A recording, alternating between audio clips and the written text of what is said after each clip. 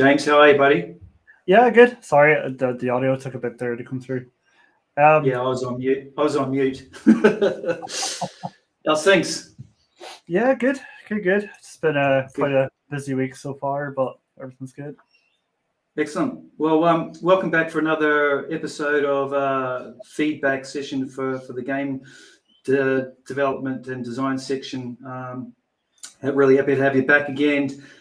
Just to let people know, we're going to be scheduling this out. James, what are the dates again? So we're going to do days. So we're going to do Monday what on day? Thursdays, 10 p.m., just the usual time. So that's Ireland time, so 10 p.m. Yeah. It's 8:30 here in the morning. I think it's 2 p.m. in Pacific Standard Time. So yeah, so that's going to be Mondays and Thursdays.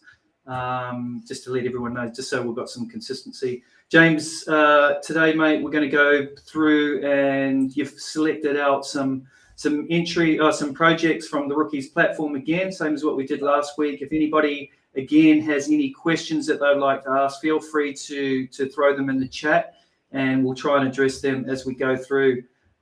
James, I'll hand it over to you, mate, and let you start the feedback session.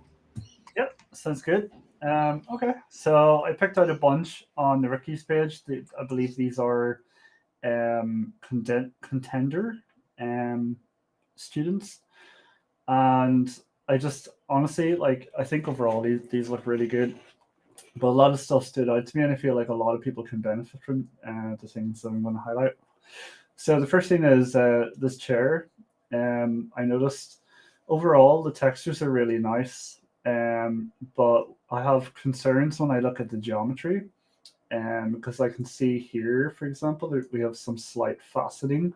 I can't tell if that's actually a part of the normal map bake or if that's just the geometry itself. But I think it's important when you're working on an asset that has a lot of curvature to always make sure that this stuff is always smoothened out, even if it means adding additional edge loops or chamfering a lot of this. We got it kind of going on down here.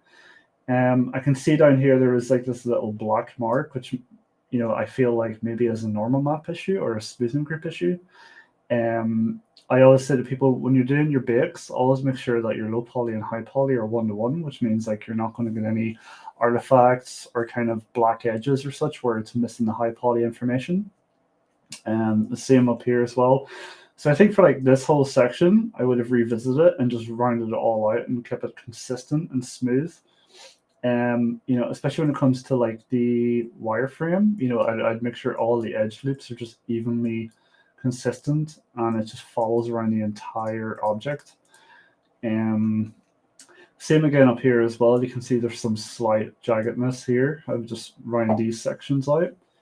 I noticed in the wireframe there's a lot of spent triangles around the actual buttons, which I'll show the wireframe soon.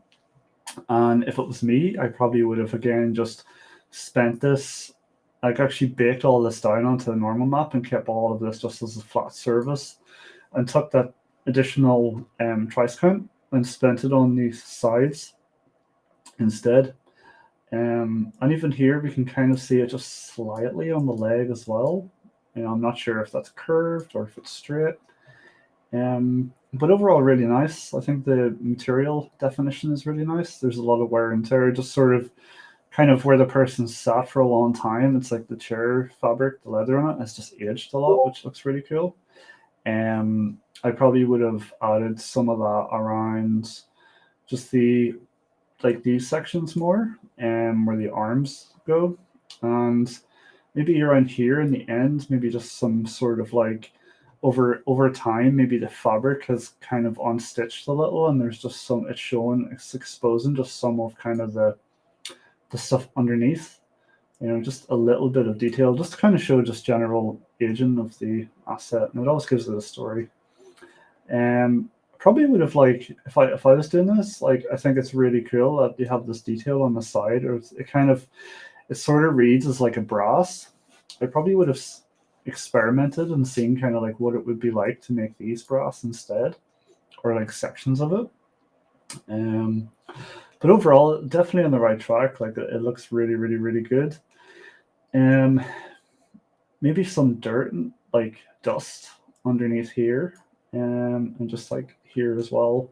Just kind of another layer of just detail focused both on the geometry and on the textures. Like I'd say this asset is probably at least a 60 or 70% the way there when it comes to actually like a portfolio, like a AAA quality portfolio prop. Like it's almost there. And we can see here when I pull up the wireframe, again, from the last stream, I noticed this, and it's just people like it seems to be very easy to spend additional trice count where you don't need it, such as like adding all these extra edge loops when I mean, I can see that this is basically presented as a high poly, which to me makes sense given the detail, but it's almost like it's without the modifier applied. But if I do look at this here, you can see that these sections are rounded out. So I feel like this is just actually a presentation shot shown without the turbo smooth modifier or open sub D modifier. Which if you were to do a high poly, I would always recommend two things. Make sure you have those applied and always show it with the wireframe off.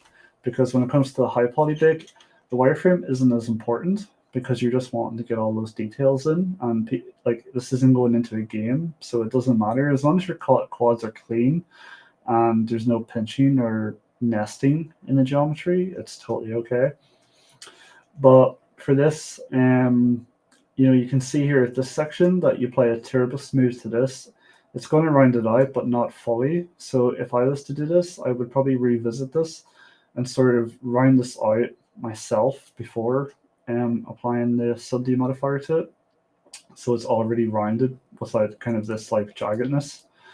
Let's see what else. Probably around here as well, I'd do the same.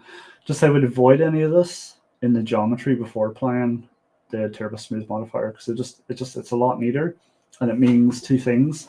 You're going to get a nicer curvature and detail in your high poly, but it means you can also now duplicate this mesh and use it as your low poly base, because you have all that detail and it's one-to-one with your mesh, your high poly, sorry. So you can go ahead and just start stripping out all the edge loops and just really take it home. I mean, we can see the wireframe is really good though. Like you've done a really good job with the wireframe. My suggestions would be if you were to reapproach this asset for your portfolio, I would start by breaking this down into sections, because what you could probably do is, if we look at the UVs, you can see that there's a lot of kind of repeating UV islands that are using up a lot of space. But what you could have probably done is you probably could have like had 3 of these and just mirrored them all. So what I would probably do if I was to reapproach this would be like, okay, we have one arm and that is literally going to be on your UV sheet. And what you could do is you could either A, just unwrap this all uniquely, or B, you could unwrap the inner section or even the exterior section and just mirror it over with the inner section, so you're only actually paying for one island. And then maybe the same with the armrest. You could have definitely done it here. You unwrap one of these and then you just duplicate this mesh over. Same with this part, same with this part. Like I always say it, if you like always maximize your UV resolution, like I know that a lot of like assets in current gen consoles and games use like 4K textures and all of that. But the best thing is if you do this, you can either really get more crisp detailed textures at 4K, or you can optimize your textures down to even 1 or 2K and still get those high details, because you're mirroring and packing your UVs in such a good way that you're not losing as much resolution as you would think you would. So that's definitely a note. And I do like that this person didn't go for 4K and it's actually like a, let's say 4K by 2K kind of layout. It definitely works, considering that this object horizontally would kind of be like this rather than it is vertically, so it makes sense to lay out the UVs like that. So kudos to that. But otherwise, it's definitely on the right track. Like it's looking really good. I think if you literally integrate those feedback notes and you do another texture pass in this guy and kind of just scrutinize your bakes just a wee bit to get them a bit better, it'll be a really solid portfolio piece, honestly. Like it'd be really, really good.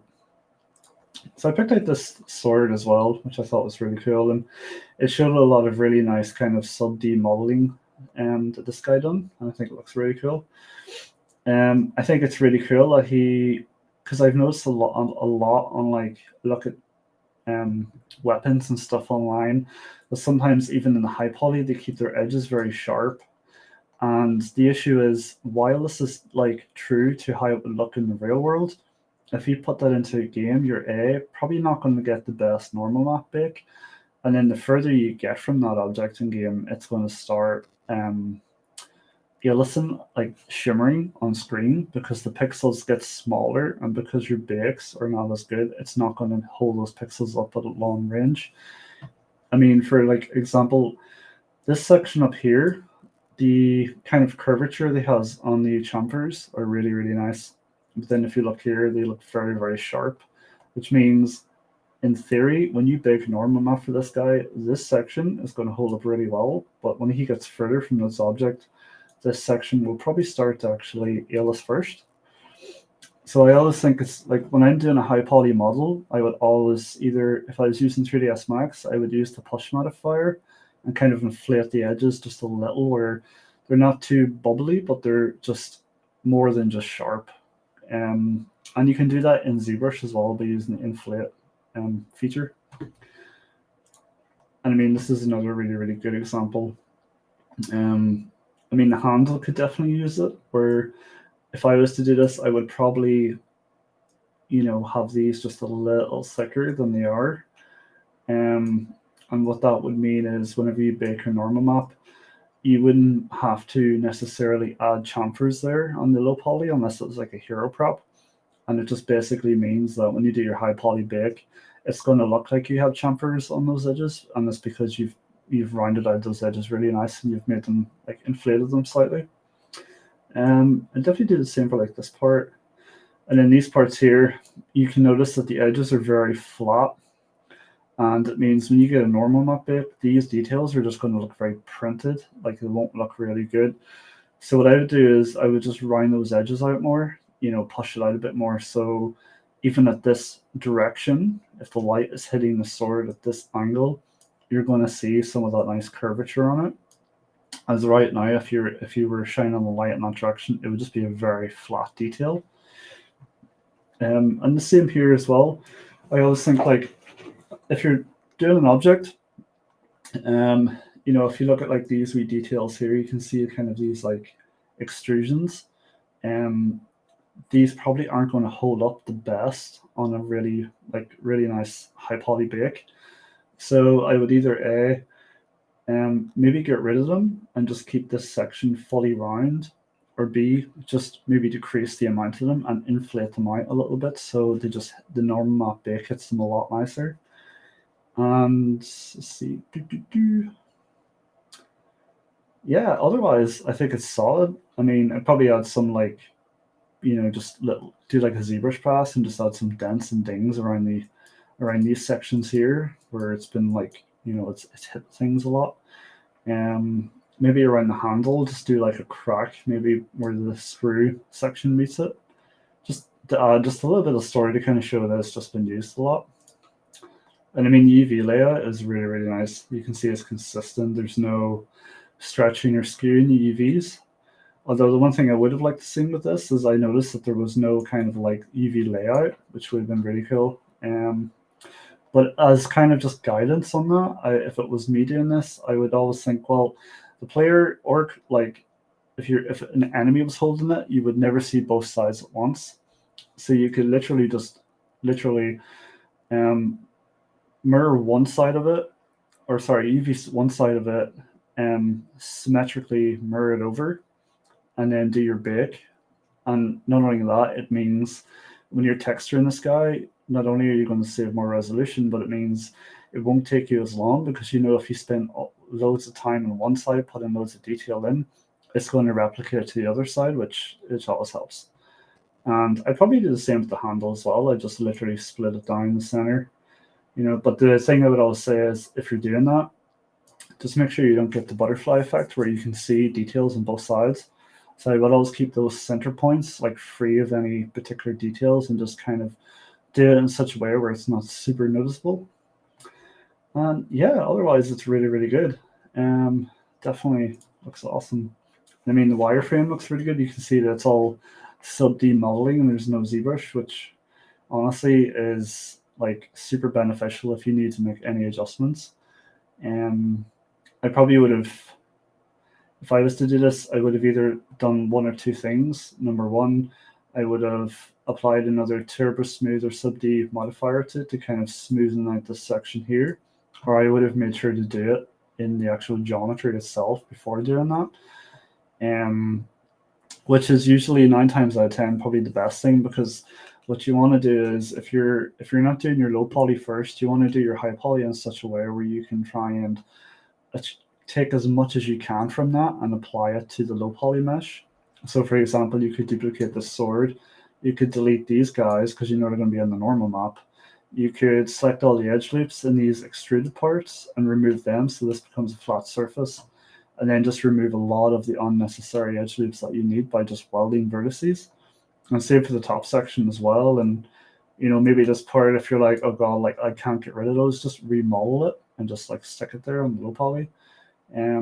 Anything that allows you to kind of speed up the process of getting from the high res to the low res to getting it in game.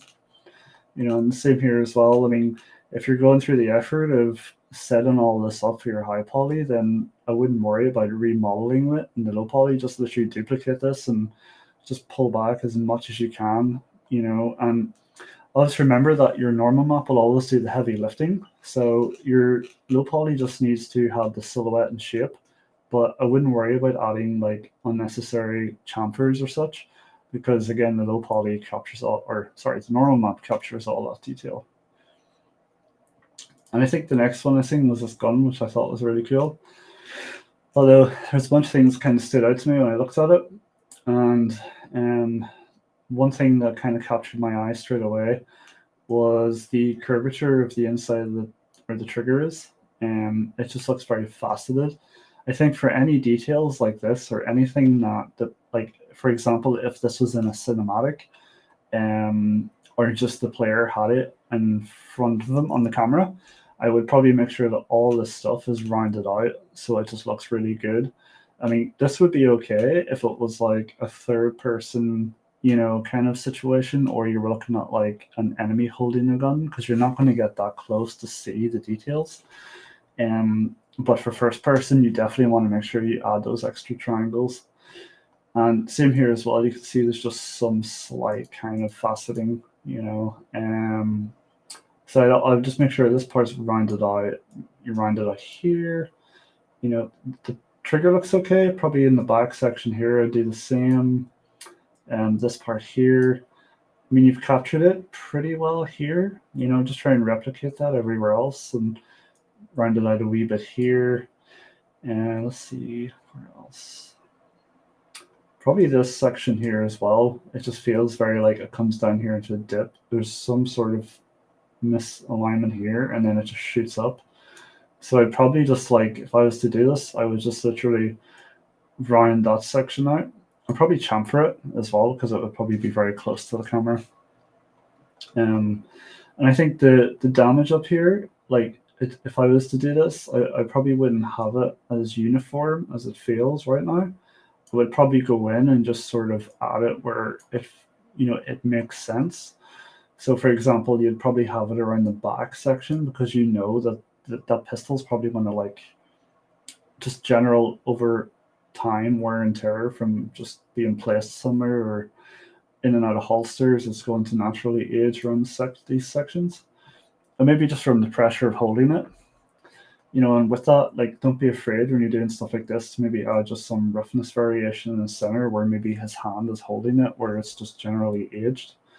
And maybe this golden piece, maybe some of the actual golden is starting to like chip and flake from just that general over time. I can see that these are the substance screws. What I probably would have done is in the high poly, I probably would have just like actually created like a hole and just like put a screw in it. And the reason is for that, it gives you a lot more depth when you do your normal bake and allows you to get some really nice AO bake detail in there as well. It just doesn't feel as like stamped on per se. And especially up here as well, I'd probably just smoothen this section out, because you have to remember games like, I mean, with the current consoles and games coming out, like you could probably get away with a 15K weapon. You know, it definitely doesn't have to be like 3 or 4K. And again here as well, I can see that we're hitting kind of the same issue here and just here. So I'd probably again just, you know, redo the low poly and kind of just make sure you get a lot of those details in. And always remember that you probably, again, you can probably symmetrically mirror this weapon as well. You know, like, because this section has text on it, I would create like a UV island for this, and I would keep that separate, and then the other side separate. But then the rest, if I could get away with it, I'd probably mirror it. And maybe you can just like, you know, you can have that as like a UV island, and you can just keep that unique because you have the stamped numbers there. But definitely the handle and everything else you could mirror. I mean, you could be like, you could literally just have an additional edge loop down the center here and just mirror this side of kind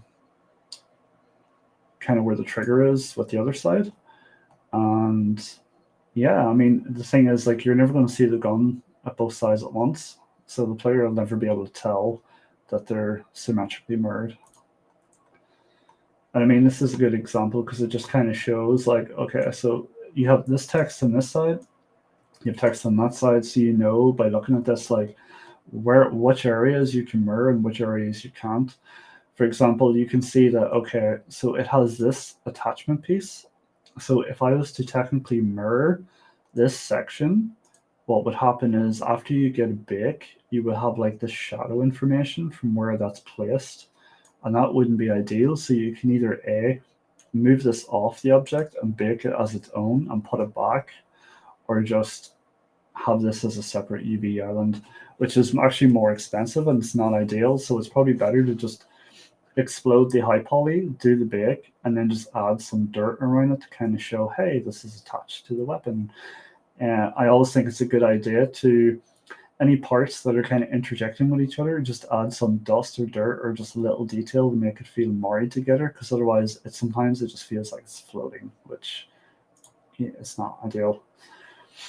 And I mean, we can see here in the high poly that, you know, this section here, I probably would have added additional edge loops to just round this out. And this part here as well.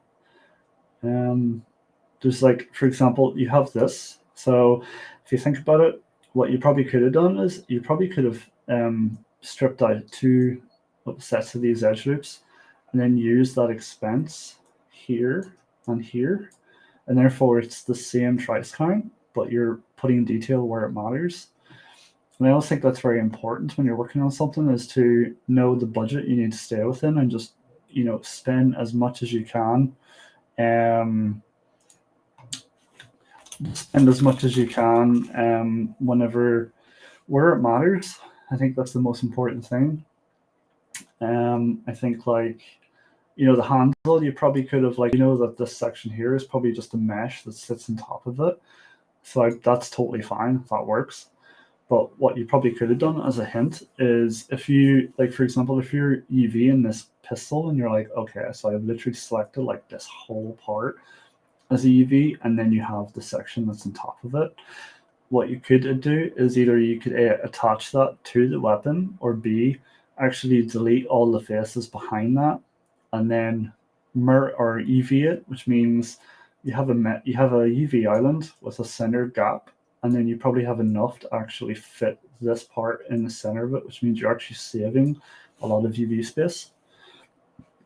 And yeah, I mean, otherwise it's definitely looking really good. It just needs a little bit more refinement on the UVs and the wireframe. And I mean, again, you could definitely go in and symmetrically mirror this guy. You know, you could do it for this, you could do it for that, you could do it for the trigger, you could do it for this part, you could just, you know, down the center. This side here, you could definitely do it. You know, even like if the player was never going to see this weapon from the front, you could technically do it with the bottom of the clip. Just have one UV island here and then another on the other side. Any of these like cylindrical pieces, you can definitely mirror those. Like that's always a safe bet. Yeah. So yeah, definitely keep it up. Like it's on the right track for sure. And now we gotta out of all the stuff I reviewed, like this is definitely up there, like super high quality, and this is like industry standard for sure. Like it's just between the geometry, the textures, it just looks really solid. But there definitely is some stuff that did stand out to me that I think with that extra little bit of attention and care would really just make it like just perfect. And I guess to start that would probably be, if I was to do this, I noticed like this edge here was kind of sharp and then you have a bit of it going on here. I would probably honestly just like smoothing these things out more. So if this is like high poly detail, I would just round these edges out so you get a better bake. You can keep this as like your low poly geometry, but then your normal map will just make it look really, really smooth. And I probably would have like inflated these grip sections a bit more so you get just a wee bit of a better bake in the normal map. I mean, these you can't do much with because they're so small. If you were to do that, it would just look really bad. The buttons look awesome. The LED screen looks really cool. I probably would have just inflated the edges just slightly a bit more, just a tad, just so it reads a bit better. I mean, I keep in mind this is just like fine grain details I'm just going over. For these guys here, I feel like these were floated on the high poly and baked down. I kind of just get that vibe. That's honestly ideal. Like it's a non-destructive workflow and it allows you to get the detail in without having to literally remodel it or just re-boolean the mesh in ZBrush. Probably up here, I probably would have just rounded this cap out a wee bit more. And probably the corners of this as well, just inflate them a wee bit so you get a bit of a nicer bake. Because you have to remember, the smaller the object pieces, the more you have to kind of compromise in the normal map for it to hold up, because it would, like, if this part was huge, it would be fine with kind of just the amount of like chamfer it has, because it's super visible on screen. But the smaller it gets, the more you have to kind of chamfer things and inflate things to just get a really good bake. And I suppose the same up here as well. I probably would have just inflated this like extruded or beveled piece just a wee bit more. And I think otherwise it looks awesome. I think one thing I've learned from my time working on realistic hard surface art is always, even if you have like a concept and the concept's like, okay, we want like this section orange, we want this red, we want this like a dark gray, you have to always remember like this thing's going to be held over and over and over, which means coloration is going to age and change. So for the buttons, you could add some gray in the center where it's like maybe someone's fingers just touched it a lot and it's kind of starting to wear the rubber. This here, the orange, could just have some slight coloration around the edges, and like this section here, this section, so it could be, I don't know, it could be like a kind of more towards like yellowish, kind of just like general aging. You could have some chipped edges here, which would look really cool. And definitely around here as well, because you think like this thing's probably going to be placed down, so it's just going to be hitting the surface all the time. Maybe some gray around here as well, where the guy's been holding it.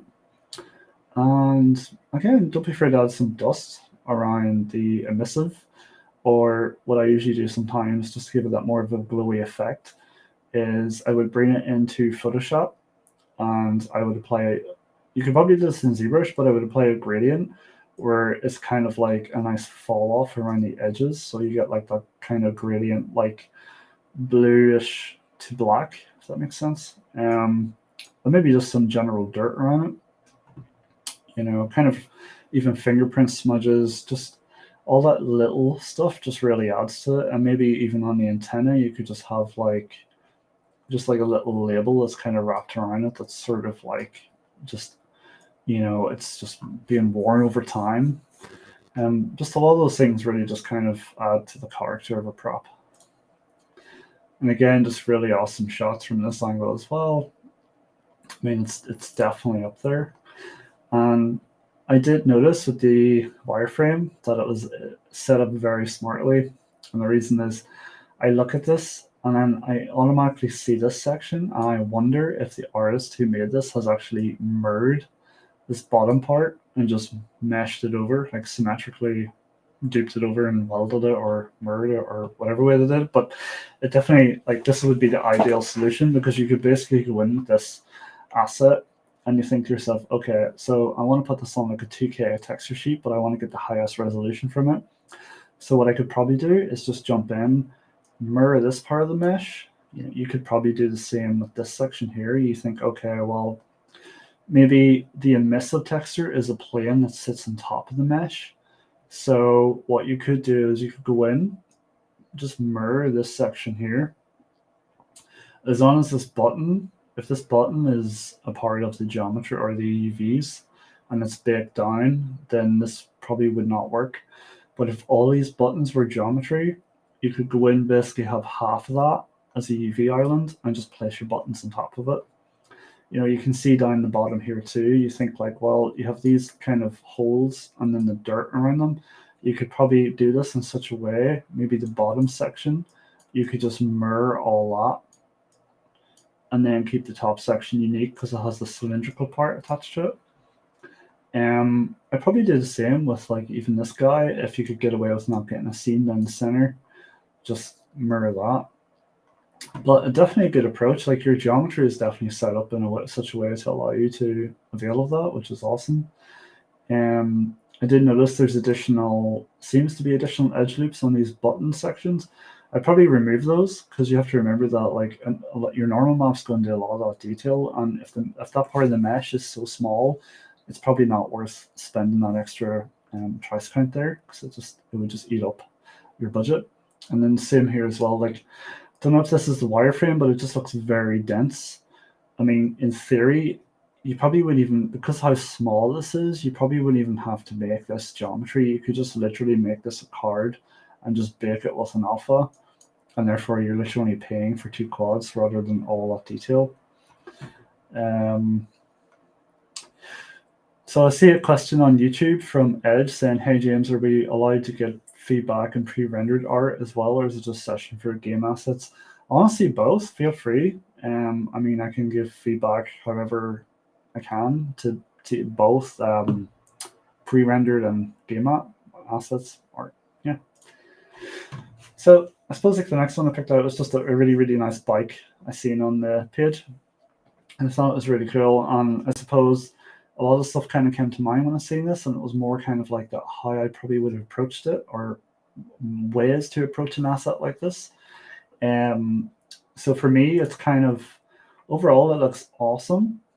It's really up there, and the detail is really nice, and just the general aging is just really, really nice. The 3 things that stand out to me when I look at this straight away is the basket and the wheels, and then even maybe this guy. And I would have thought to myself, well, if this guy has made all this with geometry to save on that, he probably can go in and just literally create this as just a simple box with quads, which means 2 things. First, you can go in and just bake all this wire down as a normal map with an alpha, and basically it just hides everything and kind of mimics it looking like a cage without spending all the additional triangles and all the sections.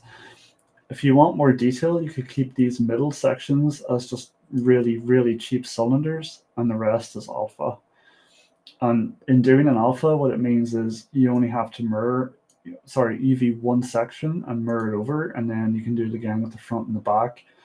And then if you want to adjust the size or like the shape of it and kind of just give it more kind of some like bends and dings where it kind of just looks like it's old, you can just add extra edge loops to the geometry and just move it about. And the same for the wheels as well. You could go in and just literally either do 2 things. I mean, option B is not ideal because it's not good for resolution, where you could go in with a cylinder and just bake it down as an alpha. But option A is more expensive, but better for resolution because it won't take up as much UV space, where it is where you go in and you can either A, just bake down one of these rods and just place the cards around it, or B, maybe if they're close enough, you can bake down two and just sort of dupe it around, so it makes sense. Definitely both approaches for it. And then the third section was this here with the, actually can't remember what that's called. It's like the chain. Yeah, that's it. The chain, you could probably go in and actually just, instead of, if this was geometry, you could bake it down onto an alpha. So considering the length of it, you know, you would think that, okay, from this point to this point, it's probably like really long, which isn't going to make sense because it's going to take up a lot of UV space. So what you could do is you could go into the center and just select a little part, you know, and make sure that it's enough to tile and just literally place that in your UV space and then just mirror it and just literally copy it around. Definitely a cheap way to save on resolution. Everything else looks really, really good. I like the detail overall. I think like the fabric on the seat looks really good. If I was to do this section here, I just feel it's a bit too shiny, so I'd probably dull that down a wee bit because it wants to more look like steel. The handles kind of feel like they have the same reflectivity as the middle section, so I'd probably increase the roughness and adjust it, maybe make it darker so it kind of looks more like rubber. Let's see. Probably, again, for me, if I was approaching this asset, there's a lot of opportunity to mirror your UVs. And one would be this guy here. You could just literally do it once and just dupe it over.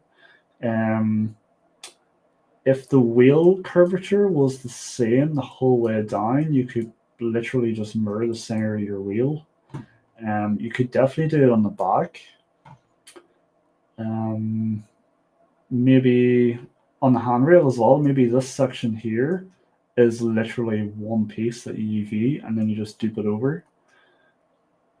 And then if there is no text on the center railing section, like the center pipe or whatever it's called, you could just literally mirror it as well. Yeah, but overall, I mean, it looks really, really, really nice. And then of course, like the pedal, you could just literally unwrap one pedal and just dupe it over. You know, maybe this section here, you could do the same and just literally dupe it over as well. And this part here, like there's definitely a lot of opportunity. And I suppose with the ropes here, which is a really, really nice addition, and this part here as well, you could definitely keep this geometry and just keep it cheap because it's going to be more visible, I'd say, than this guy. This guy you could get away with alphas. But the rope, you could probably get away with alphas if you do it right, or maybe you can make this middle section like geometry and then make the rest of it just an alpha card.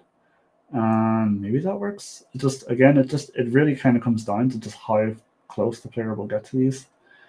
And you know, you could probably get away with it here as well. You could make all of this geometry. I'd probably round these sections out more and then just keep the geometry really cheap on this and it will look really good. But yeah, overall, like the assets I've seen like are really, really very, very close to being AAA quality and hitting the mark on both the artistic front and the technical front. I just feel with that extra little bit of care and attention to detail and just approach, especially on the UVs and wireframe, it will make it a solid asset for both AAA and indie opportunities. And yeah, that basically kind of is today's stream. I hope everyone enjoyed it. And like always, you can get us on the Rookies YouTube, Facebook, Twitch page, and the Discord channel. I'm a moderator on the Discord channel, so I'm always available. And if you want me to review any of your stuff in Thursday's live stream at this time, just drop it down there in the game development channel and I'll add it. So yeah, have a wonderful rest of your day. Cheers.